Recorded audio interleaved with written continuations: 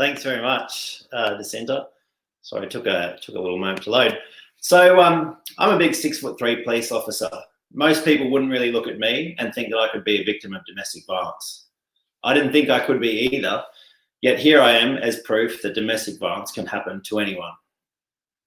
I always had this nagging doubt that what I was experiencing was abuse. I thought, could I be a victim of abuse?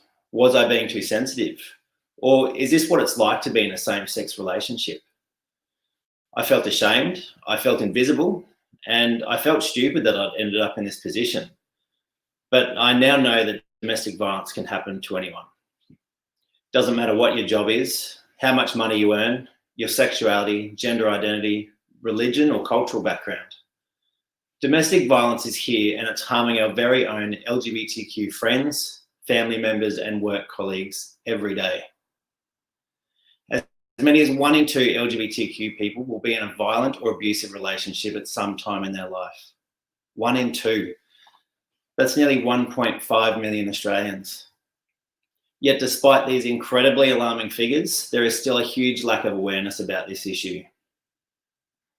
For me, I felt helpless. I had no idea what to do or where to go for support. I really just sort of fumbled through on my own. Domestic violence in LGBTQ relationships is commonly not identified or seen as abuse, and there is an enormous gap in support services that are available. LGBTQ people are the invisible victims of domestic violence who are too often overlooked when it comes to prevention initiatives, support services, and awareness campaigns. This means they may not even realise that domestic violence can affect them in their relationships. As a result, they don't get the support that they need, and they remain at a higher risk of abuse and harm. Even more alarmingly, only 1 in 20 victims actually reports abuse or violence to police. I know that I was ashamed to talk to anyone about it. I thought I'd be judged, and I wasn't sure if I'd be believed or taken seriously. We need to shine a light on domestic violence in LGBTQ communities and challenge our beliefs and the way that we talk about it so that LGBTQ people know that their experiences are valid and real. They need to know that they are not alone. That's where the LGBTQ Domestic Violence Awareness Foundation comes in. With an urgent need for more education and awareness of domestic violence in LGBTQ communities and very little being done about it, we established the LGBTI Domestic Violence Awareness Day as part of the National Domestic Violence Prevention Month in May 2020. This event shone a light on LGBTQ experiences of domestic violence and abuse across Australia.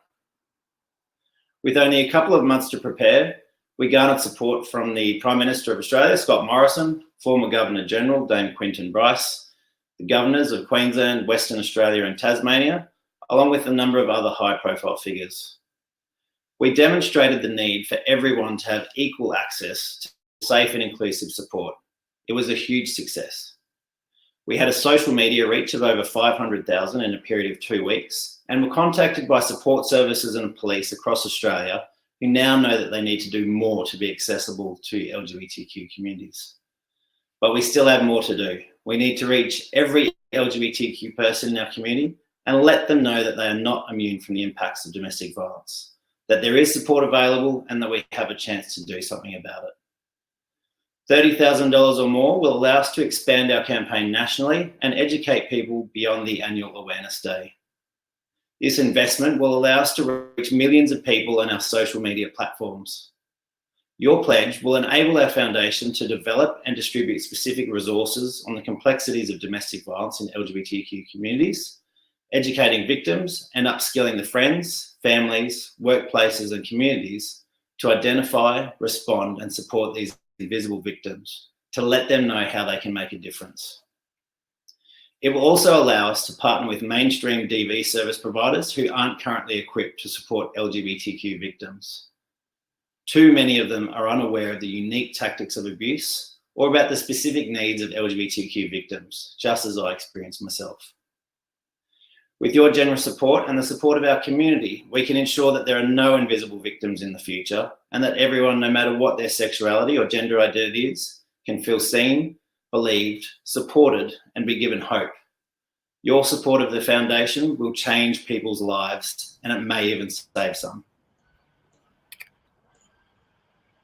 Ben, so much love and appreciation for the sharing of your story. You, again, are going to have to go through the messages that have been left for you after hearing your incredible presentation. Thank you so much. Thank you. There's questions already coming through. If you have one, pop it into the question box and vote for the ones that you like as well. This one here. Hi, Ben. Thanks for a very interesting presentation. Do you think the Australian court system sufficiently accommodates LGBTIQ domestic violence issues? And do you think the sensitivity to LGBTIQ issues in the court system should be improved? Look, definitely. I can't speak for all of Australia at the moment. Like I said, we do want to expand to be a national awareness campaign. Speaking from a Queensland perspective, no, it doesn't. We've got courts here that we have safe rooms for victims of domestic violence, but unfortunately, it only allows female victims, which means if we have a female victim and a female perpetrator, that perpetrator of violence can then have access to that victim in the room. On the other side, if it's a male perpetrator and a male victim, both of those people have to sit outside in the general waiting area together where they can be sort of right next to each other and be intimidated or threatened out in that sort of room. So there's definitely a lot more work to be done in courts as well as all other services around Australia. Incredible. A question here as well. This one from Chad saying, I work with at-risk LGBTQI plus folks who feel mainstream DV services don't address their unique needs. How does LGBTI DVAD work with these organisations? So that's something that we're going to address. We really want to get in and speak to these organisations, as we did with this year's campaign, and just say, you know, these are the barriers that people have to coming to your organisation. This is what's stopping them. And these are the sort of things that you can do to make them feel comfortable in coming to you for support and how you can support them appropriately, and give them some sort of ideas of, you know, what they can do. Fantastic. And just another really quick one before we let you go. This one's from Jenny. Do you work directly with clients? No, we don't. So we have had the odd question come through, obviously, but thankfully we've got a fantastic network within Australia where we can refer people. So if someone does contact us, we refer them on.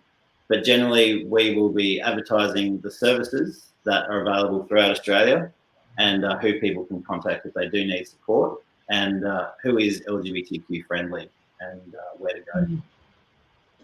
Incredible. Please spend some time having a read of the chat box, Ben, because obviously there's just a huge amount of gratitude and support for your work and for your story that you've shared tonight. Thank you so much. Thanks very much. Good luck.